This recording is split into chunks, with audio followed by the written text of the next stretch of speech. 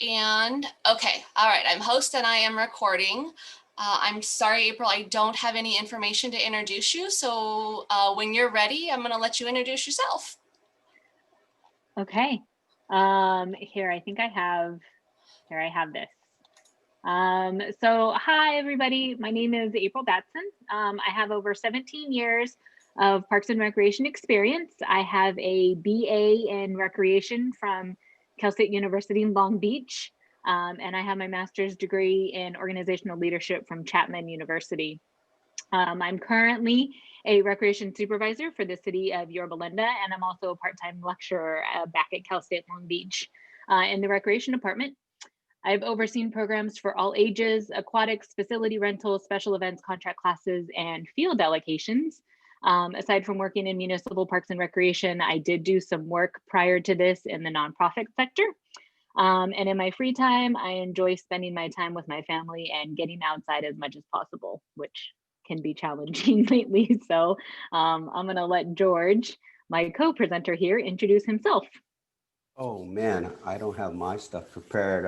Hi everyone, George Dang. I'm with the city of Duarte. I've been in the field of recreation for nearly 20 years now. I graduated from Cal State Fullerton with a degree in psychology. Um, Over the 20 years, seems like I've overseen everything. Events, programs, excursions, camps, you name it. I've probably done it. I have a little bit of experience in all.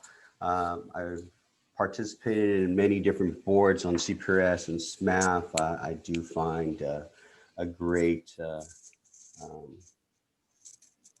calling to help other individuals, my colleagues, become better at their position. So that's one reason why I'm here today. But hi. Okay. You know what? Let's just dive right in. So this is 6 tips and tricks to help you maintain work-life balance, even when working from home. I see that there's a variety of backgrounds for everybody. I always kind of like to check out where everybody is. It kind of helps us gauge our audience a little bit. But we kind of felt like this topic was really relevant to everybody. During these unprecedented times, I'm kind of oversaying that and hearing it. We've kind of lost track of what normal is, and we've really blurred the lines between working and being at home. As you guys can tell, I'm at my house, George is at his house. I see several of you guys are also working from home. And so some people are working from home and then going into the office part time. Some people are just going in to work in an empty building, which is probably even weirder. It was weird for me just because it's so quiet when you go into an empty building like that. We're used to the basketball gym and the, people coming in for contract classes and that kind of stuff, the seniors walking through, and chatting, stopping to chat with your front desk staff. So it's very quiet in the facilities. I know I never personally expected to be working from home. I've always overseen facilities. And so this is definitely a big change for me. And everybody's life has just changed in general, right? So we're hoping to give you some tips and tricks to help you kind of draw some lines between work and home life, kind of help you find some kind of balance. George nor I are experts at this subject. I will be honest with you. I have 2 little kids. It gets crazy at my house some days. So the dogs are barking and everything else, and I'm trying to talk on the phone. I know George has little kids, and so he's trying to, help with school and everything else like that. So it's definitely something that both of us are still currently working on as well.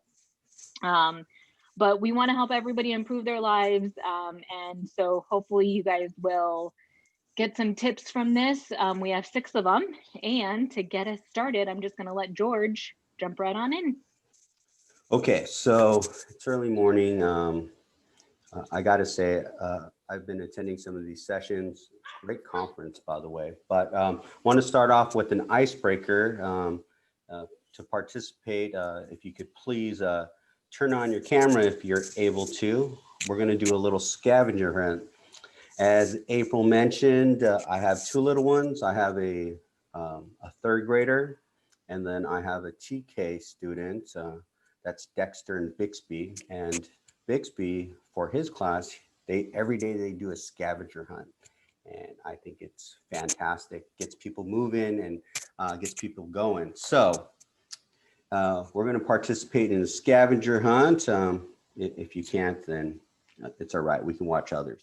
So first item to gather. Can you find a coffee mug? That's an easy one. Mine's empty, so I'm a little sad. Oh yeah, sorry, Steven. All right, that was okay. Another one is pen and paper. I see some of you are at home, some of you are at work.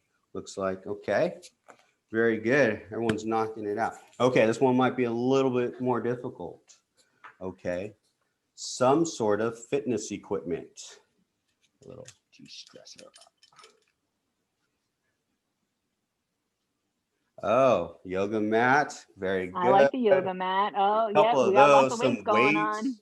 All right. I think they got A pumpkin. A pumpkin counts as a weight. Don't worry. It's Oh heavy. yeah. Functional exercise. Good job. Okay. Final thing, if you're at home or if you have a secret stash at work, some sort of alcohol. I kind of like this stuff. Now let's see. I'm just seeing what people got here. If your boss is on, you don't have to show us your secret work stash. All right. You know, back in like the early 2000s, other departments, you go by and walk by people's desks and you see secret stashes everywhere. Not so much these days, but I kind of miss the old times. But thank you all for participating. Each one of these items do correlate to today's topic. And of course, we're talking about work-life balance. One thing I hate is stress. And hopefully these tips will help de-stress your life. I'm going to start off by tip number one. Our first tip is for maintaining a good work-life balance is whether you're at work, working in office or at home, you need to establish a routine. Studies show that a predictable, repetitive routine is calming and helps reduce anxiety. Routines help you get your day going. You make better, bigger decisions. It gives you more time for your family, as well as to do activities. It all helps you sleep better. With establishing a good routine, you become more productive. Now, there's many different ways that you can create routines. I'm not saying all of them, which one's better than the other. I'm just going to offer some tips on how I make my routine. And it changes. My routine just changed because my kids are now back in school. First thing you want to do is you get your pen and paper, and then you're going to list down all the tasks that you have to complete in your day, in your week. Just go write them down. You're not going to rank these things. We'll do that later in different states. This is just an activity to purge your thoughts onto paper. Okay. You want to spend some time on this. Come back to it later. You know, things pop in your head. You realize that you need to add those things. Nothing's too big. Nothing's too small. You just want to get these thoughts down. Okay. So after you have your list, you want to structure your day by grouping tasks that make sense to you. Some things you can knock out quickly. You know, for me, timesheet's not one of them, but you know, answering emails, pulling up reports at the end of the day, things like that. Some items are dreadfully boring, like rewriting policy, or for me, timesheets, things like that. You can group those things together, and some things you can't avoid, like taking care of your little ones. Mine's right here, right next to me. You know, these are things you got to do. Checking in with staff, things like that. So you want to group them together so that way you have a good look of what's ahead of you. Okay, so we have our list, you kind of group them together. And now you're going to take those groups and schedule your day for your optimal productivity. So my recommendation is you take your challenging stuff that you kind of don't want to do, and do it in the first part of the day. For me, that's the most productive part of the day. I get my kids breakfast, get them off to school, come back home. I get a few minutes of quiet time. I'm going to tackle those tasks. Then when it's lower productivity for me, say when my kids are home from school, I do the more mundane things that I have to read through, answering emails, things that don't acquire so much of my attention. Okay. So you schedule your day kind of like that, and make sure you put in lunch time, group your family activities too. Okay. So once you have that down, right, you have a basis for a routine, then you got to try it out. Um, then you got to make tweaks. No routine is the exact fit for all situations. You might need multiple routines. If you're going in the office or you're at home, it's all about trial and error. And the more you do it, the more you'll dial in what works best for you. Okay, so that's tip number one, establish routine. Okay, on to tip number 2. And this one's really hard for some people, so bear with me here. Delegate off work hours. Raise your hand if you honestly have a hard time with this. Be honest. You are like addicted to the email. You answer your phone. I see some people being honest. Thank you. And you just can't, like, and your spouse or your whoever your partner is, or parents or whoever you're with, are like, stop, don't answer it, just leave it alone, right? Anybody else in that situation? I am. Why are you answering the phone? I'm like, because they're calling me, and so it's hard. So actually, surprisingly enough, they've decided that during COVID, people have been working more hours.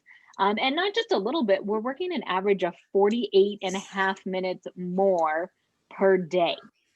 That's almost an hour that we're working more. And that's a lot for me. I didn't even really realize that that's how much it was. And the reason why is because there's more meetings, more emails, and so it's just kind of more work, right, that has come up.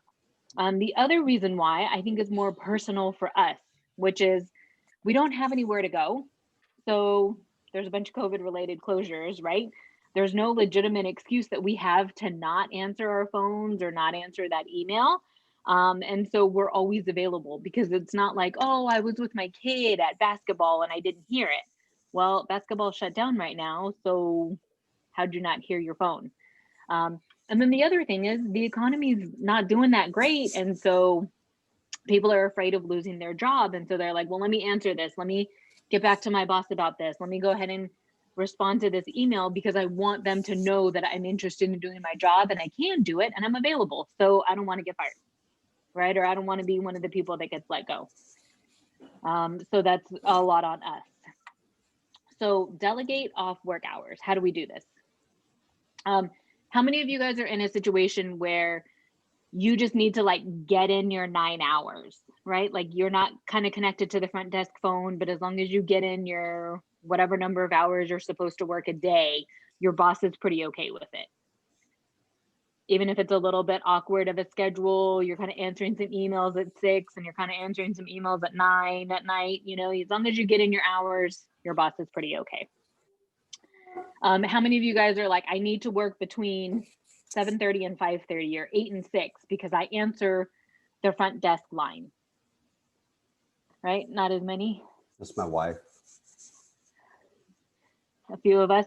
So figure out what it is that your boss expects from you and what your job expectation is, and then stick to that, right? So if you're answering the phone that would usually go to the front desk of the community center, you show up to work at 7:30 in the morning and you would leave at 5:30 at night. So you would not typically answer that phone call after 5:30, right? You would just go home and they don't forward it to your cell phone. So Why do it now? Right? That customer's calling after 5:30. Most people know, call after 5:30, they're probably shut down. They'll call me back tomorrow. Or I'm going to get that part-time kid that might not know the answer. Right? So we need to be realistic about the fact that we need to put ourselves on that schedule as well. What time would you typically work pre-COVID? I know I showed up to the office every day at 7:30 and I tried my hardest to leave at 5:30. Sometimes it didn't work. Right? But you know, during that time, it was like, okay, I'll answer my emails, I'll answer my phone. But then after that, I'm going to go home and I'm going to hang out with my family and I'm going to go do my own thing. And I'm not going to worry about work as much. So I need to remind myself, as much as you guys need to remind yourselves, this is my off work time. How many of you guys have ever been guilty of like responding to an email, checking your emails before you go to bed? You like see the little notification in the corner and you're like, I have 10 emails, right? And you're like, oh, let me just check and see. No, don't do it. Don't do it. Don't do it. Stop. Right? Their emails, they sent it to you at 8:30 at night. My sports guys, like the field allocations, are the worst at that, right? They email me all day, every day. They're out on the field. There's some problem. There's like a leaking something or other. They're like, oh, let me send April an email. I don't need to respond at that time. 10 o'clock at night, I don't need to forward that to maintenance. I can do it tomorrow morning, right? We need to be realistic about it. Stop checking your emails before you go to bed. Keep in mind, if it is an emergency, your staff is probably still going to call you, right? My staff calls me if there's an emergency. They know. Just pick up the phone and call her. And my staff hate calling me. I don't know about you guys, but staff is like, I don't really want to call her unless I have to, right? Because they feel bad. They know you're not at work. So they're only going to call you if it's really, truly an emergency. And then it's okay to answer it after hours. But the emails and the text messages, like that kind of stuff, wait until tomorrow. Here's like the best tip that I have for this entire thing. When it's the weekend, take your email off your phone. How many of you guys get email to your phone? I totally have my work email on my phone. How many of you guys take it off your phone? You could just go to your settings and just temporarily delete it from your phone. Did you know you could do that? You can, and you should, especially if you're working a 980 and it's your long 3-day weekend. Take it off your phone, turn it off. It's just less dings and vibrates and like, oh my God, what's going on that you have to deal with. Turn your email off from your phone. You know, if you have it on your iPad or whatever device you're working on, just turn that device off and just stop with the whole work thing for the weekend. Enjoy your time with your family. Enjoy your time, whether you choose to go hiking or to the beach with your dog or hang out with your kids. You know, take back that extra 48.5 minutes and spend that time with your family right now. Really pay attention to what it is that they need and focus on yourself and what you need instead. So delegate off work hours. That was number 2. That's a good one. That's hard for me, and I feel convicted to do so. My wife and I have had many conversations. I remember on my honeymoon about answering work calls. Yeah, shouldn't do it. Okay. I left my work phone at home on my honeymoon because I was not about to get into that situation. I was newly married, young and dumb. You know, it happened. But anyway, tip number 3. Okay. One other tip to help establish a balanced work life is you need a workspace. Pretty basic, right? Everyone away from the office. If you're in the office every day, you're sad. But if you're away from the office, then you need some sort of workspace, whether it's in the kitchen, your garage, you have your own home office, you know, even in your car if you're out on the go. This will definitely help you become more productive and less distracted. Okay, so not all of us have a home office. Anyone here lucky enough to have a home office? Yeah, lucky April. No.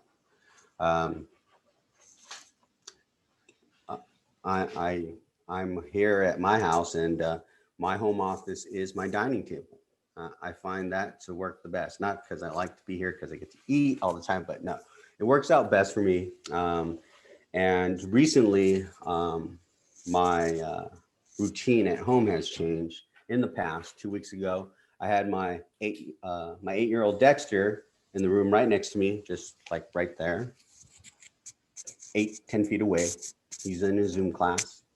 And then Bixby, my 5-year-old, was just behind me in this room, and he was in his Zoom class. And they were far enough where we couldn't distract each other, but I was close enough where I could hear if the teacher says, "Hey, you need to get this out," or "You need to pay attention." I could get up quickly and handle that. And for us, that worked. And the only way it worked was that we spent the time to establish these workstations. And everyone's station, they had all the items they needed to get going. Internet access, their computers, crayons, markers, XYZ. For myself, I had my things that I needed. So now what we're going to do is we'll do a little breakout session.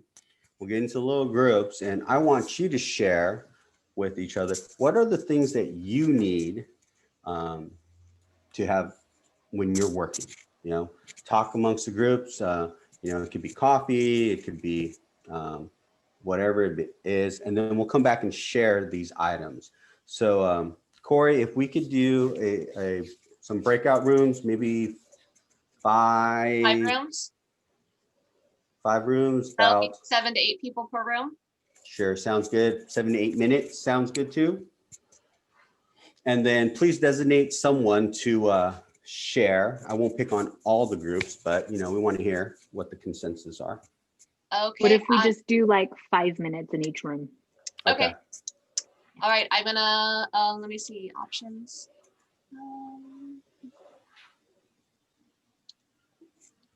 Sorry, I gotta set up the time.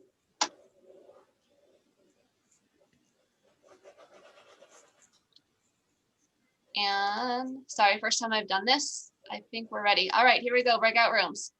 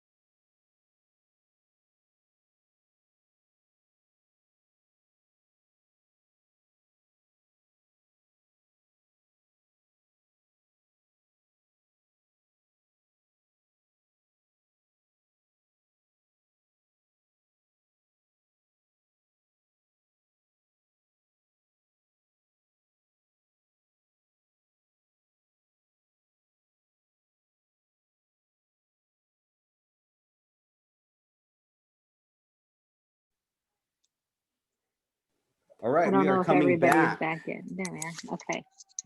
I wasn't able to hop around rooms, but I was in room 2 and there was some great things shared. I won't pick on all the rooms. Corey, how many rooms do we have in total? We had 5 rooms. Okay, so I'm gonna select a couple rooms and the person who was chosen to speak, if you can share some things, the next group that I ask, go ahead and build upon that or, support what the other person has said. Is everyone back? Looks like 34.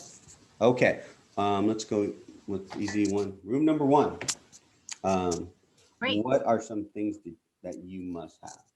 So I'm Chelsea from the Fair Ups Recreation and Park District. In our room, we talked about how it can be difficult now to be going from a full computer at a desk to maybe like a Surface Pro or a tablet.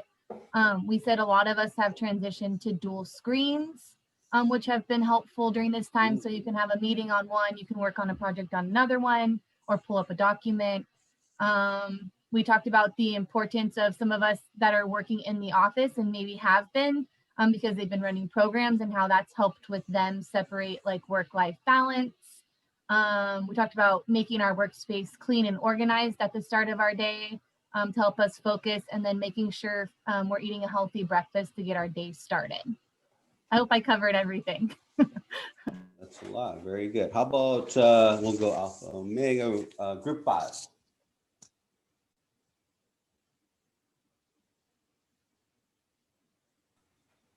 I don't think we selected anybody, but I'll go ahead and shout out for them. I think we had a really good conversation, and just different people had different situations. Some were at work the whole time or started at work and then went home. Some started at home, then came to work. Some have been home the whole time. So, and I think a couple of things that came out of that were finding a spot and being able to set up really helped versus just not having that spot. Even if, things get unorganized in that spot or it changes, but just having that spot, and also just like scheduling with your significant others and other family members to just like help coordinate the day and make it smoother so everything's covered. Thank you. Okay, last one. Let's go with right down the middle, group number 3.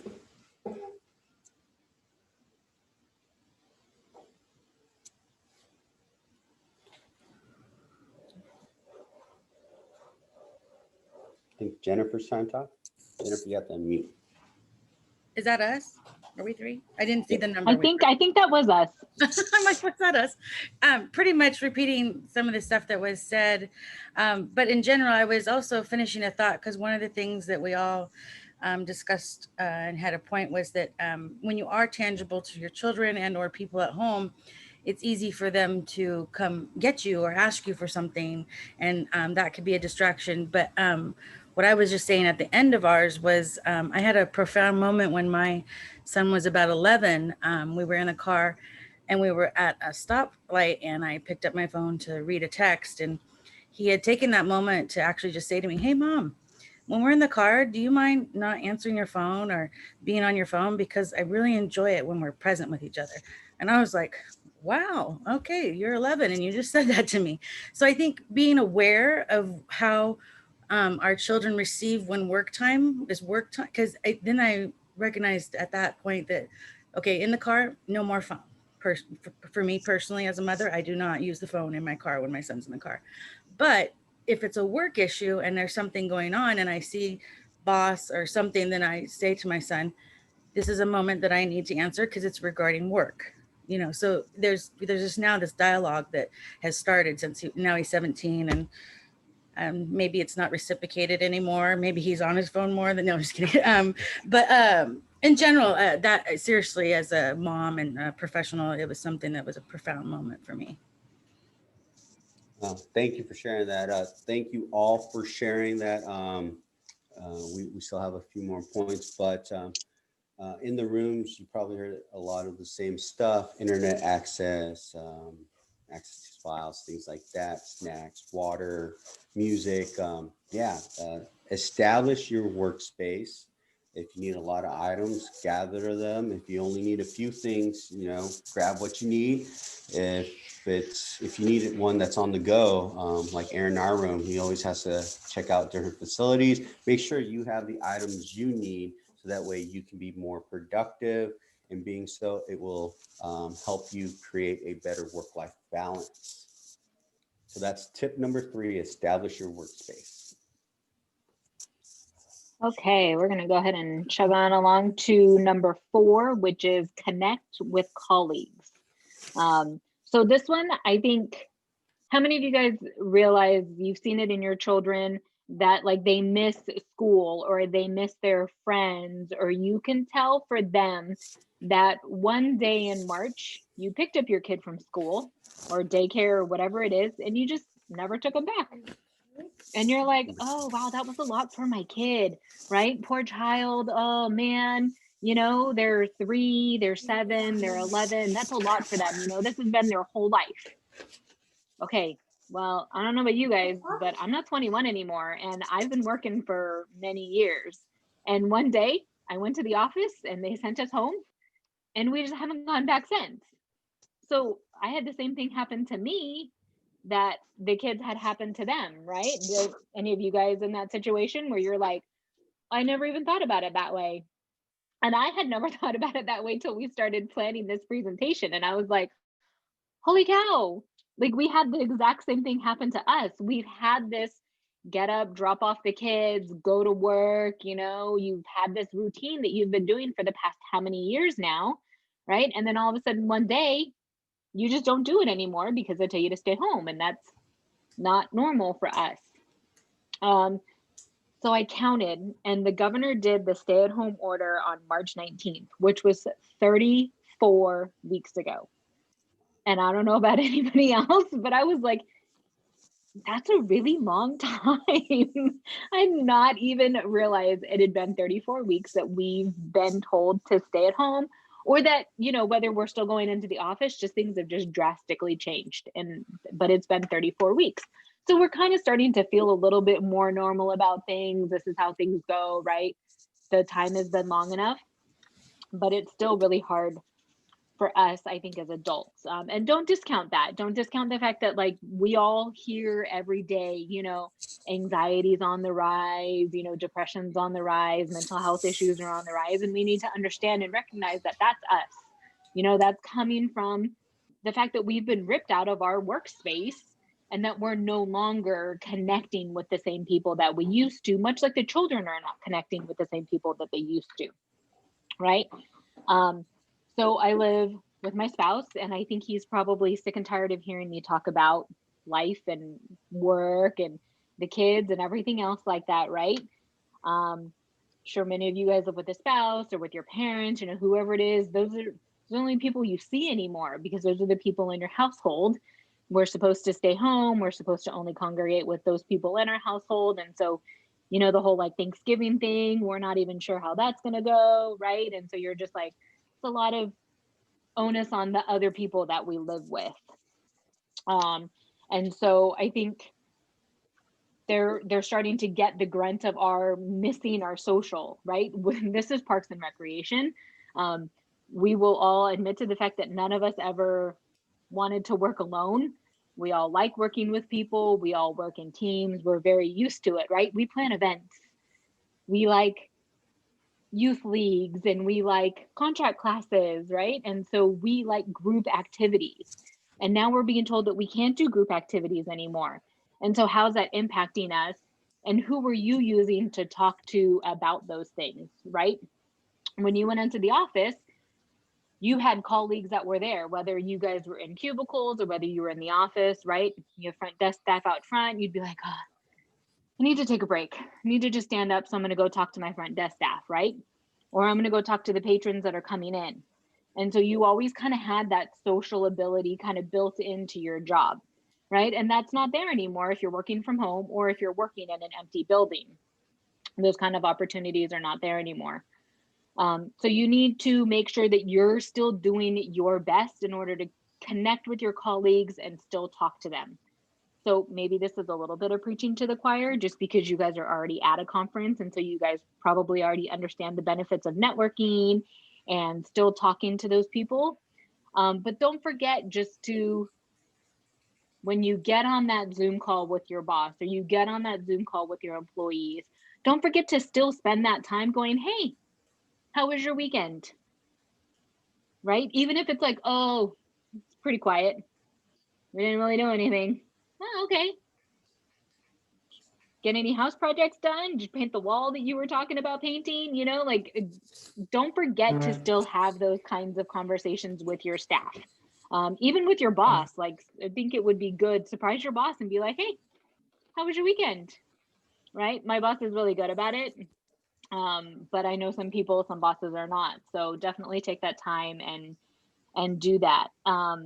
So why do we want to go ahead and keep those social connections? Knowledge and productivity spillover. How many of you guys have been on a Zoom call or in a conference or something like that and learned something new since COVID happened? Right? I like that. I see some hands up. So makes you look good, right? You go back to your boss and you're like, hey boss, I want to do this. Your boss is like, yeah, let's try it, right? You're like, this city was doing it and it was successful for them. So maybe it could be successful for us, right? We were all talking about virtual rec centers in the beginning of COVID and kind of how to put those together. And I saw this video that they did. Maybe we should do one kind of like it too, right? And so don't forget to still, you need that kind of knowledge from others. It does help statistically people stay at their jobs longer, right? We can all appreciate some job stability. Provides a lot of emotional support. How many of you guys have a colleague, whether it's in the same organization or a different organization, that you just call when you're like, oh my God, I cannot anymore? Who's that person? You guys are all like, I know that person. I totally have that person too. It's great, right? So don't forget that that person's still there. They still need you to call them. They still need you to send them that email, that text message. You still need to send out that meme to them. You still need to connect with those people just to keep it going, right? Proves that staff has increased performance. I could see that, right? I'm talking to other people. I'm motivated. I'm going to do better at my job, right?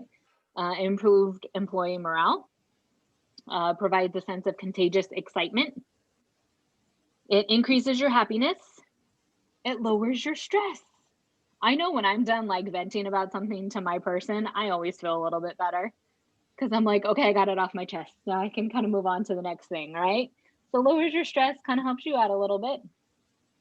And then obviously, conversely, negative workplace connections lead to health issues, and nobody needs any more of those right now, right? So make sure that you still reach out to those colleagues, stay in touch with people, network, do activities like this, you know, join the conferences. George and I were talking about it before, like state conference is going to be half of what it was in the past. You know, take that opportunity to definitely still participate in those, find out what's going on.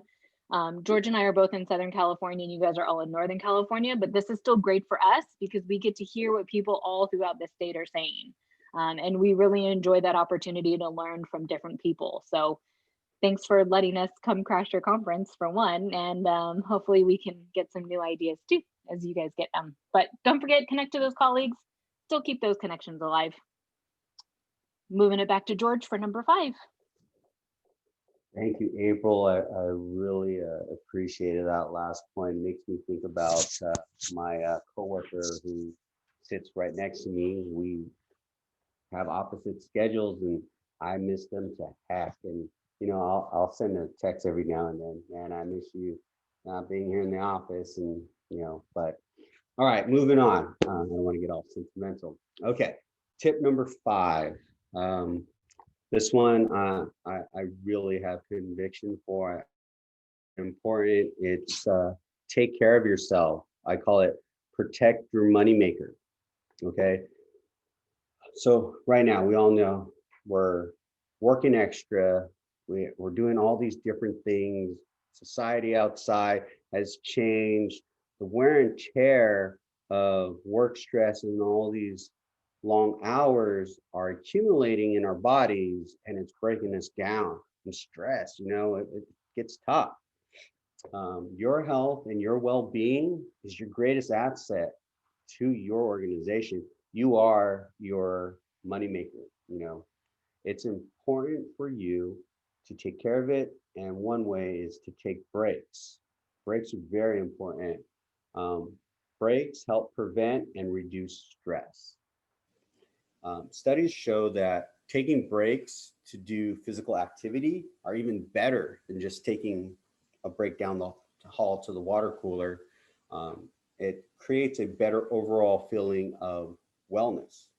Now, if you do a physical activity that involves resistance training, like lifting weights or jumping on that elliptical or something like that, that has even better benefits. You get the overall wellness, feeling of wellness. It boosts your confidence and it lowers your internal inflammation, which studies shows like the root to all illnesses. So um, that's another level you can take, and it doesn't take a lot. 30 minutes a day or 30 minutes 3 times a week is all you need. In the study, it shows that it has effective positive benefits to your health. So I know at times myself, I feel lazy. I don't want to work out or anything like that. And I force myself, I'm going to just get in there and I start moving. I feel a lot better. But, I highly implore you, take breaks. It's going to help you out. Um, I know at times, and I've been there myself, that you feel like you just don't have the time. You're stacked. Your to-do list is nuts. Your demands are high for that particular day, for that particular week. You just don't have the time. You're eating lunch while you're doing your work at your desk. You've been there. You know, I can still offer some tips for that. Things you can do. If you got a workload, that's high, switch your focus. Tack something for half hour, an hour, switch your focus to something else, do that, circle back. Your thoughts will be clearer. You'll make better decisions about that. You'll have time in the background to think about what you're doing. I find that very helpful. And then another thing, something I find myself doing a lot more lately is breathing. I'm doing this now because I don't understand my third grader's math. He gets home at 1 o'clock. Mom doesn't get home till 6. So I'm sitting here struggling, trying to figure out what the heck he's doing. So I've been using breathing. Okay, there's a lot of breathing techniques, but I'll go over an exercise with the group today. I'll explain it first, and then we'll carry it out. Okay, so you'll close your eyes, and then you'll take a deep breath through your nose for the count of 4. And then you're going to hold it, hold that in for a 6 count. And then you're going to slowly exhale out your mouth for a count of 8. You'll do that as many times as you need, but we'll try 1 and see how you feel. Okay, so everyone, please participate. Go ahead and close your eyes and nice deep inhale for a count of 4. 1, 2, 3, 4. Now hold that for a count of 6. 2, 3, 4, 5, 6, and slowly exhale out your mouth. 3, 4, 5, 6, 7, 8. I do that time and time again. I feel so much better. I hope that makes you feel better. There are many ways or many other breathing techniques, but that's a tip for you. So the main point of this is take your breaks, whether it's going for a walk, talking to your coworker, shooting ideas, exercising, taking a break, watching Netflix, drinking a chilled cocktail. Do whatever it takes. You need to de-stress. You need your time. Just like April was saying, was designate your time, designate your breaks. I need to take that break at 1 o'clock so I can get away from my desk or have lunch with my kids. So remember, take breaks. They're good for you. Okay, working our way through this. We got a few minutes left. So I want to say we saved the best for the last. And that is number 6, which is be kind. Be kind to yourself. Be kind to others, right? Last week was World Kindness Day. And so I think it's nice that hopefully everybody took some time out of their day just to be kind to other people. This whole like work from home, work part in the office, work in an empty building, nobody's an expert at this, right? I'm certainly not. I highly doubt you feel like you are. If you are, please tell us because I'd love to pick your brain. And so understand that we're all learning as we go through this, right? Your boss is learning, your colleagues are learning, your family members are learning. If you have a spouse who's also trying to adjust what they're doing, this is new for everybody. So just cut everybody a little bit of slack and be nice to them about it, right? It's so easy to get caught up in, but this is new to me. It's not all about you. Everybody's in the same situation. This is new to everybody, right? So understand that we're all going through this together. There's no right or wrong way to do this whole like COVID work from home, partial, full, in the office, empty thing. Like there's no book that tells us how to do this. And so nobody really knows what they're doing specifically. And so I think that makes it harder because we all went to school and we all learned all these really fun things about recreation and how to do it. And we've had this great mentor or several mentors that have really taught us how to do this. And now nobody's teaching us how to function right now. And so we're kind of like, how does this work? Right? During, much as George had just said, during your regular workday, you'd take a break, you'd socialize, you'd kind of be able to have your routine, and you're very out of that. And so cut yourself some slack just because you're not in that regular routine. But as we've tried to encourage you, put as much of that stuff back into your day as you can.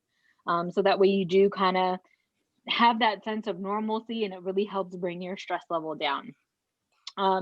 Don't forget to still, like I said, connect with that colleague, vent, call somebody, send a funny text message, send that meme, you know, joke around with your staff, still ask people how their day's going. You know, these kind of basic things really lend a big hand to just being kind to others.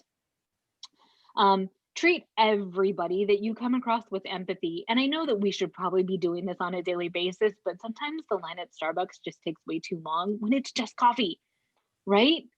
But we need to be empathetic because maybe the guy in the car in front of you, his wife just lost her job. And so he's like, I got to get out of the house and I need a cup of coffee so that way I can just take a minute and breathe, you know?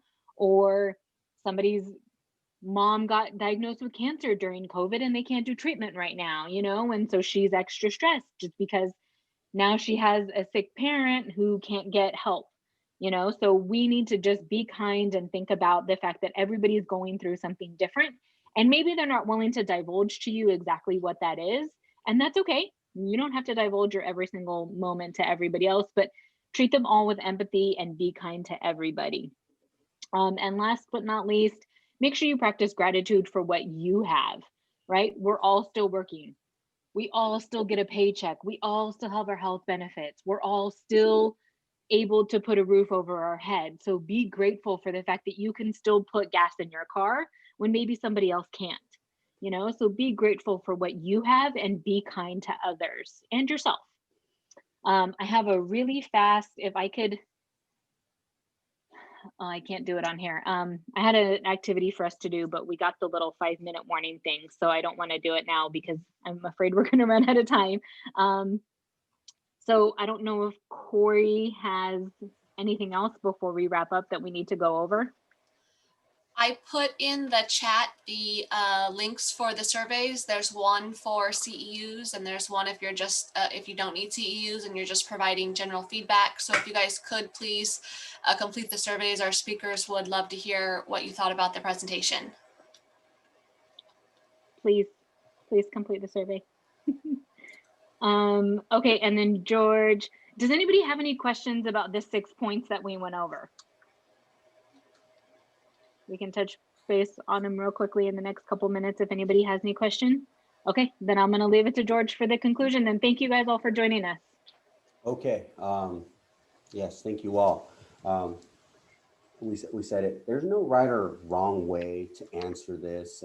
Just like your own work-life balance, there's no right or wrong way to attack it. But what we want you to do is to understand that recognizing, taking steps, and using these tips are for your benefit. We want you to achieve this balance by creating a routine. The hard one, committing to turning off that email, getting that designated workspace, connecting with others, getting outside, moving, being kind to yourself and others will help you achieve this work-life balance. Honestly, when I look at this, to me, it seems like it's hard to hit all 6 from the get-go, but we're not asking. If you can't hit all 6, do a couple of them. Start there. Do 2 or 3, maybe 4. You can commit to more as you get your routine down. We thank you for participating in our session today. We want you guys to have the best work-life balance out there. Hopefully, by joining us today, you did learn something, but we want you to walk away with, most importantly, be kind to others and be kind to yourself. Thank you all. We wish you a great day. Thanks everybody for joining us. All right, thank you, April and George. I'm just going to remind everyone one last time, fill out those surveys, please. The links are in the chat. I'll give you a couple more minutes to get those links from the chat before I end the meeting.